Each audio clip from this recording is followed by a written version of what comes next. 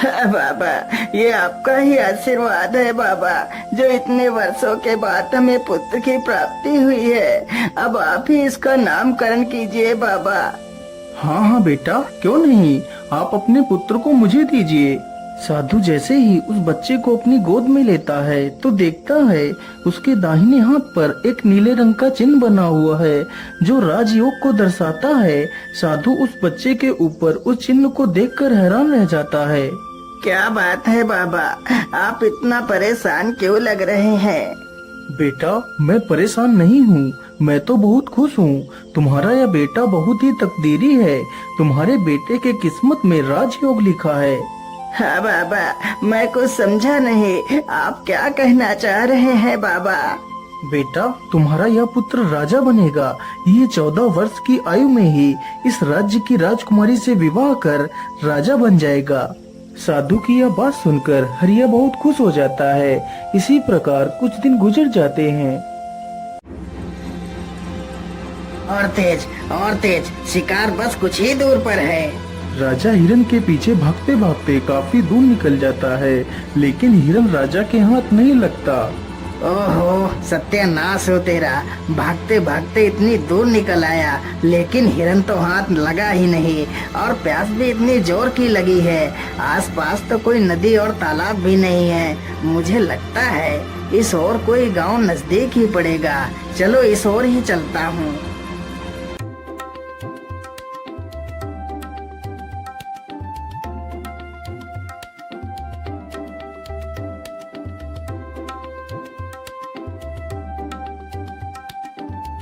राजा चलते चलते उसी गांव में पहुंच जाता है जहां वह बच्चा पैदा हुआ था जिसका विवाह राजकुमारी से होना था। अरे बाबा, सुनिए जरा, मुझे बहुत जोर की प्यास लगी है। कृपा कर आप मुझे थोड़ा सा पानी पिला दीजिए। हाँ हाँ बेटा, क्यों नहीं, तुम यहीं रुको, मैं अभी तुम्हारे लिए पानी लेकर आता हूँ। वह बूढ़ा व्यक्ति अंदर जाता है और राजा को पानी का घड़ा लाकर दे देता है। फिर वह राजा पानी पी लेता है। अरे बाबा, ये इतने सारे लोग इकट्ठे होकर कहाँ जा रहे हैं? अरे बेटा, ये सारे लोग हरिया के घर जा रहे हैं। उसके घर एक बहुत ही तकदीरी पुत्र पैदा हुआ है। उसकी भविष्यवाणी साधु बाबा ने की है। लेकिन बाबा, उस साधु ने ऐसी क्या भविष्यवाणी की है जो ये सारे लोग उसके पुत्र को देखने के लिए जा रहे हैं? बेटा, साधु बाबा ने बताया था कि जब हरिया का बेटा 14 वर्ष का हो जाएगा तो उसका विवाह इस राज्य के राजा की पुत्री के साथ होगा और उसका पुत्र इस राज्य का राजा बनेगा। उस बूढ़े व्यक्ति की यह बात सुनकर राजा को बहुत गुस्सा आया कि आखिर एक किसान का बेटा उसकी पुत्री से विवाह कैसे कर सकता है। अरे नहीं नहीं, मैं ऐसा किसी भी हालत में नहीं होने दे सकता। मुझे कुछ ना कुछ तो करना ही होगा।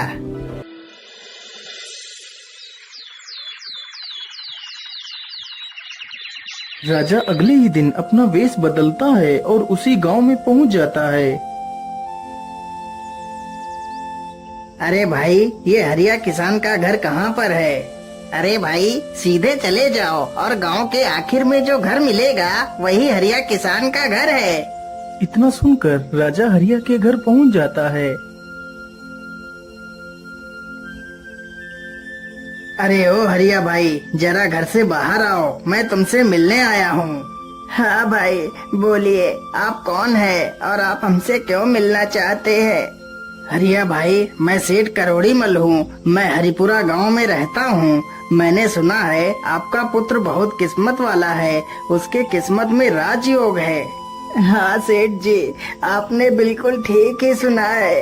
हरिया भाई, मैं तुमसे कुछ कहना चाहता हूँ। हाँ हाँ, बोलिए बोलिए सेठ जी, आप हमसे क्या कहना चाहते हैं? अरे भाई, आप अपना बच्चा मुझे दे दो, मैं इसके बदले तुम्हें ढेर सारा धन दूंगा। तुम्हारे बच्चे का पालन पोषण मैं करूंगा। लेकिन सेठ जी, मैं अपना बच्चा आपको नहीं दे सकती। अरे हरिया भाई, जरा सोच लो, मैं इसे यहाँ लेने आया हूँ। इसमें ईश्वर की ही मर्जी है कि आपके बच्चे का पालन पोषण एक अच्छी जगह पर हो। तुम सोचो, तुम एक मामूली से किसान हो, तुम इसका पालन पोषण ठीक ढंग से नहीं कर सकते। हाँ हाँ भाग्यवान, सेठ जी एकदम ठीक कहते हैं। हम इस बच्चे का पालन पोषण नहीं कर सकते। हो सकता है इसमें ईश्वर की ही मर्जी हो कि इसका पालन पोषण एक अच्छी जगह हो। ठीक है सेठ जी, मैं अपना बच्चा आपको दे दूंगी, लेकिन जब मेरा बच्चा 14 वर्ष का हो जाएगा तो तुम मेरे बच्चे को वापस कर देना। हाँ हाँ ठीक है, 14 वर्ष के बाद मैं तुम्हारा बच्चा तुम्हें वापस कर दूंगा। इतना कहकर वह राजा बच्चे को ले लेता है और वहाँ से चला जाता है।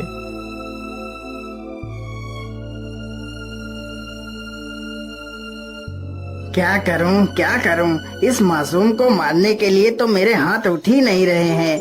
मैं ऐसा करता हूं, इसे एक लकड़ी के संदूक में बंद कर देता हूं और इसे नदी में बहा देता हूं, या इसी नदी में डूबकर मर जाएगा। इतना सोचकर राजा उसे एक लकड़ी के संदूक में बंद कर देता है और उसे नदी में बहा देता है।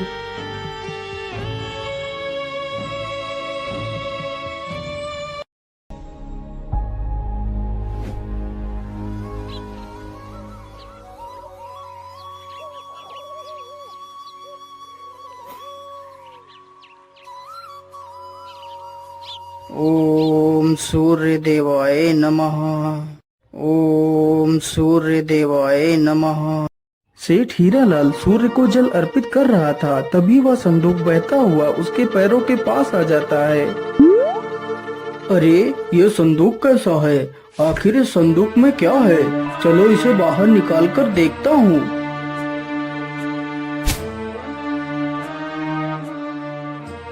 अरे ये क्या? इसमें तो एक बच्चा है, लेकिन यह बच्चा तो कितना सुंदर है। हे प्रभु, लगता है आपने मेरी सुन ली। मेरी पत्नी कब से पुत्र की कामना कर रही थी और आज आपने उसे भी पूरा कर दिया। सेठ जल्दी से उस बच्चे को उठाकर अपने घर ले जाता है और अपनी पत्नी को सारी कहानी सुनाता है। हे प्रभु, आपका बहुत बहुत धन्यवाद जो आपने मेरी इस इच्छा को भी पूरा कर दिया। इसी प्रकार धीरे धीरे 14 वर्ष गुजर जाते हैं। सेठ ने उस लड़के का नाम सूरज रखा। सूरज अब पूरे 14 वर्ष का हो चुका था।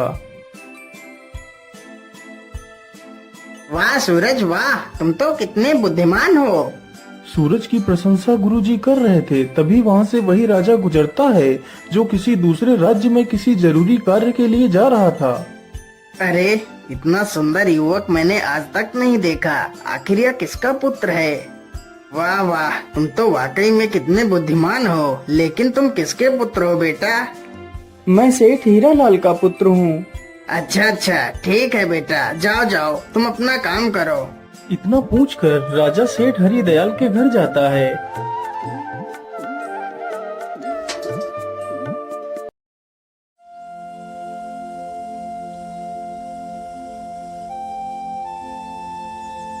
सेठ जी, इतना सुंदर और बुद्धिमान बेटा आपको कैसे प्राप्त हुआ?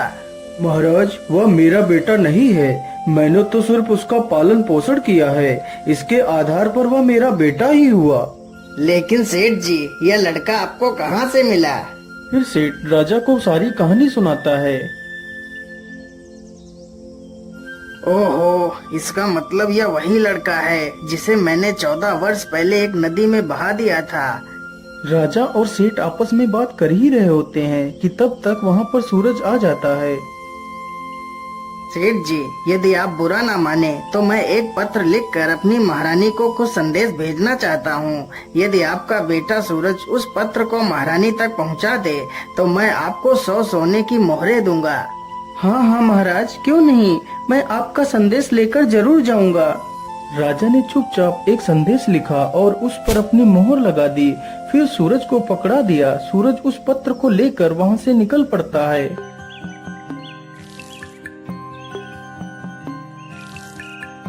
सूरज चलते चलते एक घने जंगल से गुजरता है तो वह अपना रास्ता भटक जाता है। अरे ये क्या, मैं चलते चलते इतना थक गया हूँ, लेकिन यह जंगल तो खत्म होने का नाम ही नहीं ले रहा है। कहीं मैं रास्ता तो नहीं भटक गया? अब तो जल्दी ही शाम भी होने वाली है। क्या करूं, किधर जाऊं? फिर सूरज आगे बढ़ता है। उसे चलते चलते जंगल में रात हो जाती है।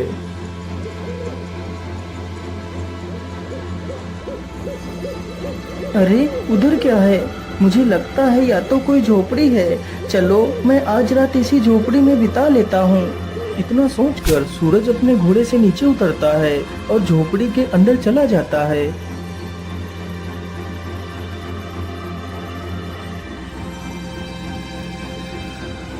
अरे अरे, कौन हो तुम और तुम अंदर कहाँ घुसते चले आ रहे हो?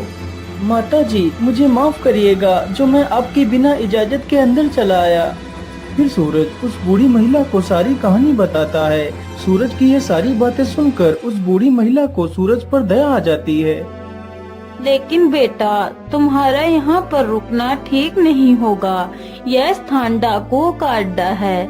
अभी कुछ ही देर में डाकू आने वाले हैं। यदि उन लोगों ने तुम्हें यहाँ पर देख लिया तो समस्या आ जाएगी। लेकिन माता जी, इतनी रात्रि में तो मैं कहीं और भी नहीं जा सकता। यदि बाहर जंगल में गया तो मुझे जंगली जानवर खा जाएंगे। इससे अच्छा है मैं यहीं पर एक कोने में ही सो जाता हूँ माता। इतना कहकर सूरज एक कोने में जाकर लेट जाता है और सो जाता है। कुछ ही देर बाद डाकू अपने घर वापस आ जाते हैं।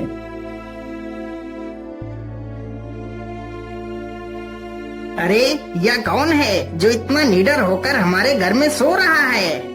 सरदार, यह सूरज है। बड़ा ही नेक दिल बच्चा है। फिर वह बूढ़ी महिला सारी कहानी उन डाकुओं को सुनाती है। उस डाकू ने जब यह बात सुनी तो उसे राजा की करतूतों पर संदेह हुआ। आखिर ऐसा क्या लिखा है इस संदेश में राजा ने? मुझे इस संदेश को खोलकर देखना ही होगा। वह डाकू जल्दी से उस संदेश को खोलकर देखता है। ये लड़का जैसे ही यह पत्र लेकर तुम्हारे पास पहुँचे तो इसे मरवा कर वहीं दूर कहीं दफना देना। ये कार्य मेरे आने से पहले हो जाना चाहिए। अरे राम राम राम, यह राजा तो कितना दुष्ट है। जिसके द्वारा चिट्ठी भिजवा रहा है उसी को मरवाने का आदेश भी दे रहा है। अरे नहीं नहीं, मुझे तो कुछ करना ही होगा।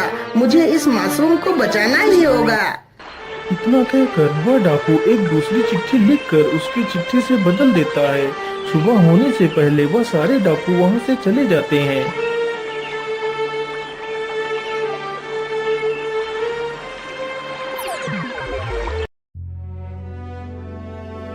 अच्छा माता जी, अब तो सुबह हो गई है। अब मैं चलता हूँ। यहाँ पर आश्रय देने के लिए आपका बहुत बहुत धन्यवाद। इतना कहकर सूरज वहाँ से निकल पड़ता है। सूरज कुछ ही देर में राजमहल में पहुँच जाता है और चिट्ठी महारानी को दे देता है। महारानी तुरंत ही उस चिट्ठी को पढ़ती है।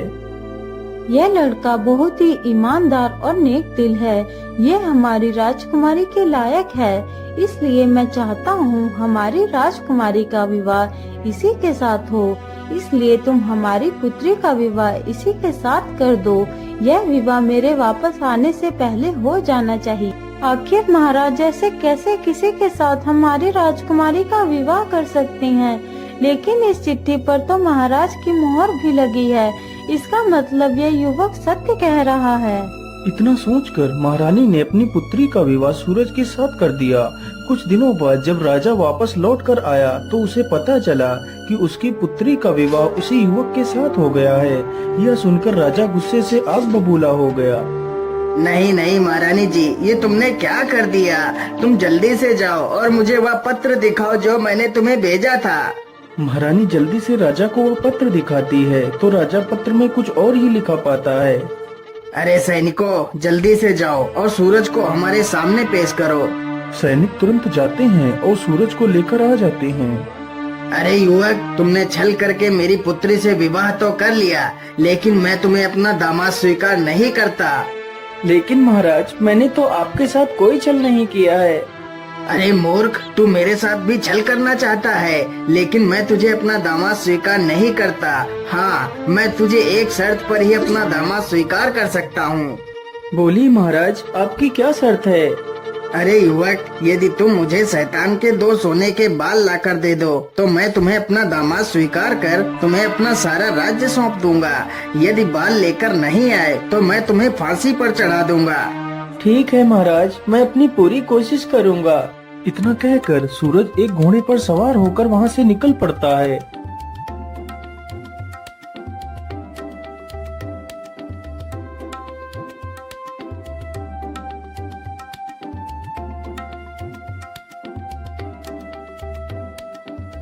वह चलते चलते एक दूसरे राज्य में पहुंचता है तो उसे वहीं पर रात हो जाती है।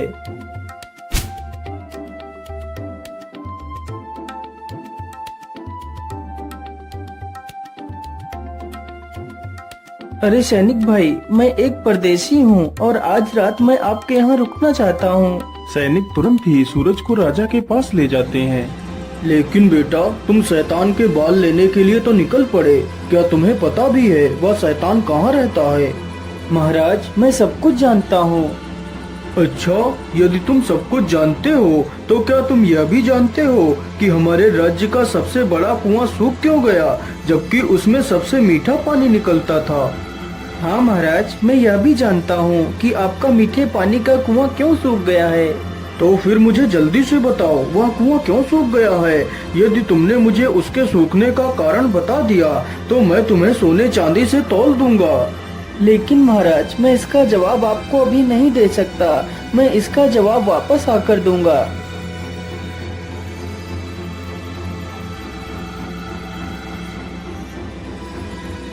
अगली सुबह सूरज वहाँ से आगे के लिए निकल पड़ता है।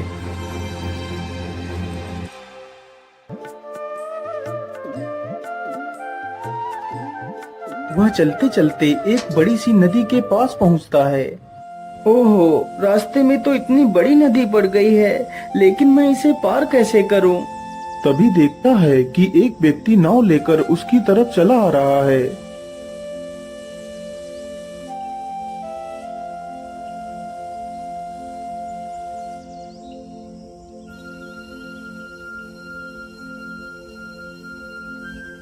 अरे भाई, कृपा कर आप मुझे नदी के उस पार छोड़ दीजिए। हाँ हाँ, क्यों नहीं, मैं आपको नदी के उस पार छोड़ दूंगा, लेकिन उससे पहले तुम्हें मेरे एक सवाल का जवाब देना होगा। ठीक है भैया, पूछिए, तुम क्या पूछना चाहते हो? मेरा सवाल ये है कि मुझे इस काम से स्वतंत्रता कब मिलेगी? अरे भाई, मैं तुम्हें वचन देता हूँ कि तुम्हारे इस सवाल का जवाब मैं जरूर दूंगा, लेकिन अभी नहीं। तुम्हें मेरे वापस आने तक इंतजार करना होगा। इतना सुनकर वह नाविक सूरज को नाव पर बिठा लेता है और उसे नदी पार करा देता है। वह जल्दी से नाव से नीचे उतरता है और वहाँ से चला जाता है।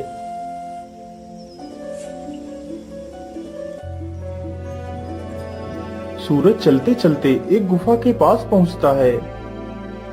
मुझे लगता है यह वही गुफा है जिसमें वह राक्षस रहता है। चलो इसके अंदर चलता हूँ। इतना कहकर वह गुफा के अंदर घुस जाता है।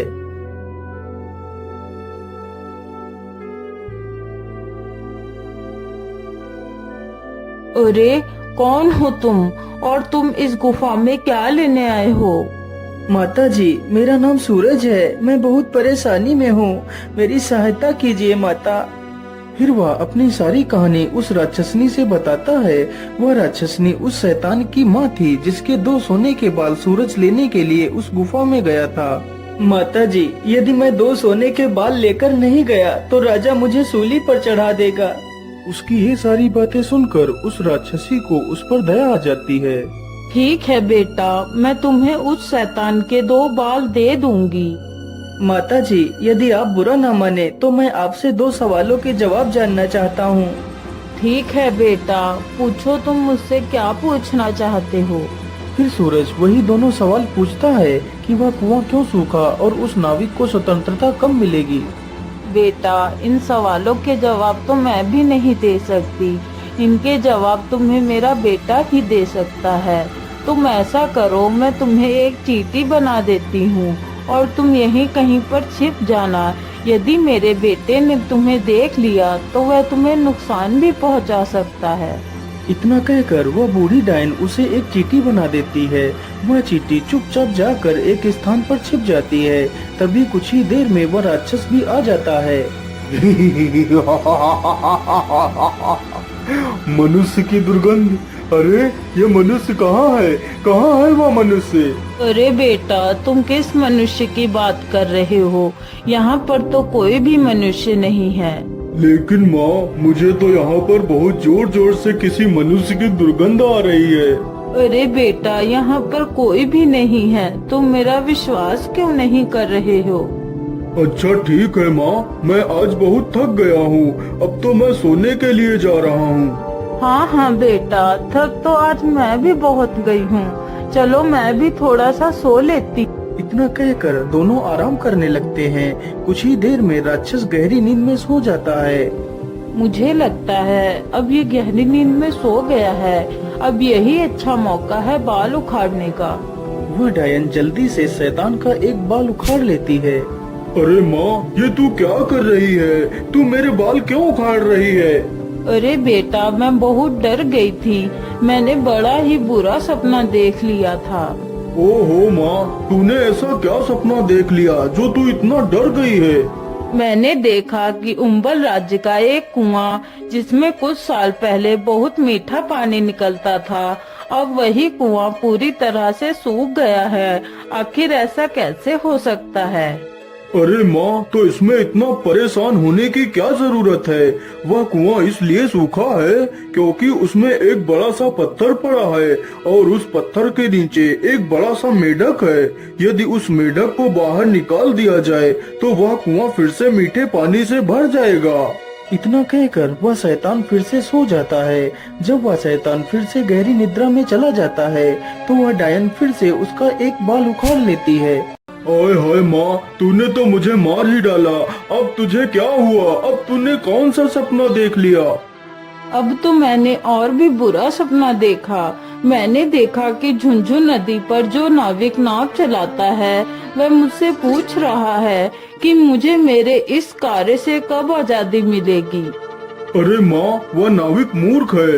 यदि वह अपना चप्पू किसी दूसरे आदमी के हाथ में थमा दे तो उसे इस कार्य से छुटकारा मिल जाएगा। लेकिन माँ, अब तू कोई दूसरा सपना मत देखना। इतना कहकर वह राक्षस फिर से सो जाता है। फिर वह डायन सूरज को वापस इंसान बना देती है। बेटा, ये लो वो सोने के बाल और तुम जल्दी से यहाँ से भाग जाओ। सूरज डायन का धन्यवाद करता है और वहाँ से चला जाता है। फिर वह उसी नाविक के पास पहुँचता है तो नाविक उसे नदी पार करा देता है। मेरे भाई, जिस दिन कोई व्यक्ति तुम्हारे इस चप्पू को खुद अपने हाथों में ले लेगा, उसी दिन तुम इस कार्य से स्वतंत्र हो जाओगे। इतना कहकर सूरज अपने घोड़े पर बैठता है और वहाँ से निकल पड़ता है। सूरज चलते चलते कुछ ही देर में अंबल राज्य में पहुंच जाता है, जहां उसे अपने दूसरे सवाल का जवाब देना था। महाराज, आपका कुआं फिर से मीठे पानी से भर सकता है। तो फिर जल्दी बताओ युवक, हम अपने कुएं को कैसे ठीक कर सकते हैं? महाराज, आपके कुएं में एक बड़ा सा पत्थर पड़ा है और उसी पत्थर के नीचे एक बड़ा सा मेढक है। यदि उस मेढक को बाहर निकाल दिया जाए तो कुएं में पानी फिर से भर सकता है। राजा ने ऐसा ही किया। उसने उस बड़े मेढक को उस कुएं से बाहर निकलवा दिया। वाह सूरज वाह, तुम तो बहुत बुद्धिमान हो। मैं तुमसे बहुत प्रसन्न हुआ। आज यह कुआं फिर से मीठे पानी से भर गया, इसलिए मैं तुम्हें 1 कुंटल सोना इनाम में देता हूँ। फिर वह उस सोने को अपने घोड़े पर लादता है और राजमहल की तरफ निकल पड़ता है। वह जल्दी ही राजमहल पहुंच जाता है।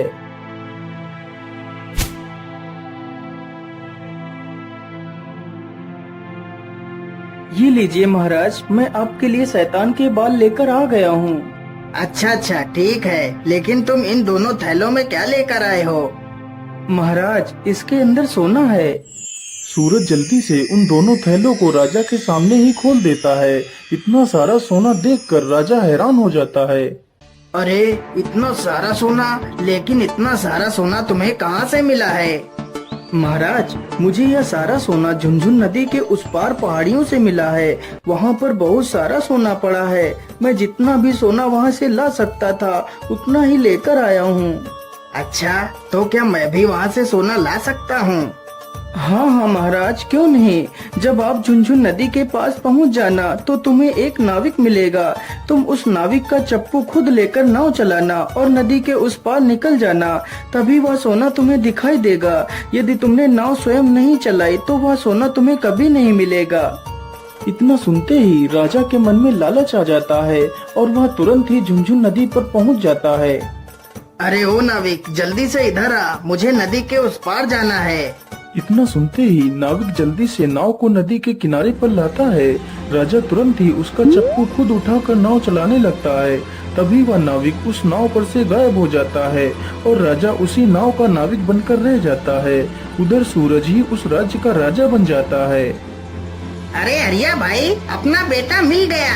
हमारे राज्य का राजा 14 वर्ष का लड़का बना है और उसका विवाह राजकुमारी से हुआ है। इसका मतलब वही तुम्हारा पुत्र है।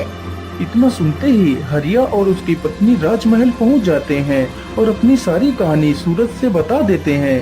हाँ हाँ सूरज बेटा, यही तुम्हारे असली माता पिता हैं। तू मुझे नदी में एक लकड़ी के संदूक में मिला था। इतना सुनकर सूरज अपने माता पिता को अपने गले से लगा लेता है और उस राज्य में ही राज करने लगता है।